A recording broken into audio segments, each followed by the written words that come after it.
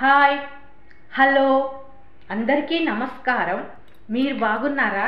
నేను బాగున్నాను.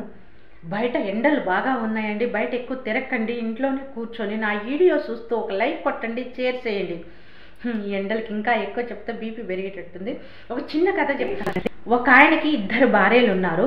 పెద్ద భార్య పేరు ప్రతివ్రత, రెండో భార్య పేరు పత్తిత్తు. ప్రతివ్రత ఒకరోజు పచ్చాపల కూర వండుతుండగా ఫోన్ వచ్చింది. తన చెల్లెలైన పత్తిత్తికి ఇలా చెప్పింది, వస్తే నా చెల్లెలా పత్తిత్త పచ్చాపల కూరలో అల్లం మసాలా ఏవే, నాకు ఫోన్ వచ్చింది, పక్కకెళ్ళి మాట్లాడతానన్నది. అప్పుడు పత్తిత్తు సరేనని మర్చిపోయి, మతిమరుపు కొంచెం ఎక్కువ, మర్చిపోయి పరుపేసుకొని పడుకుంది.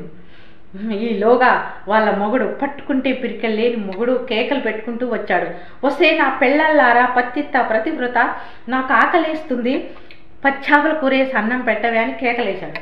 అప్పుడు ఇద్దరు పరిగెత్తుకుంటూ వచ్చారు. పచ్చాపల కూర మాడి బొగ్గైపోయింది.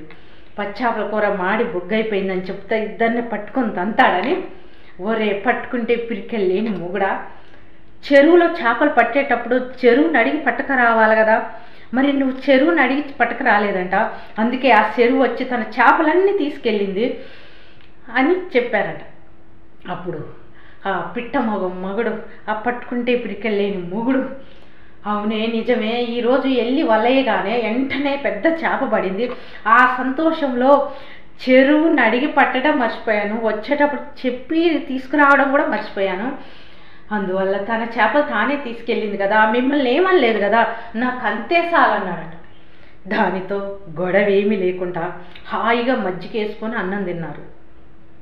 చూసారా, అక్కడ విషయం ఏమిటన్నది కాదు, గొడవ లేదు, అందరూ సంతోషంగా ఉన్నారు. ఎలాంటి సందర్భాలైనా గొడవలు ఎక్కువ చేయకుండా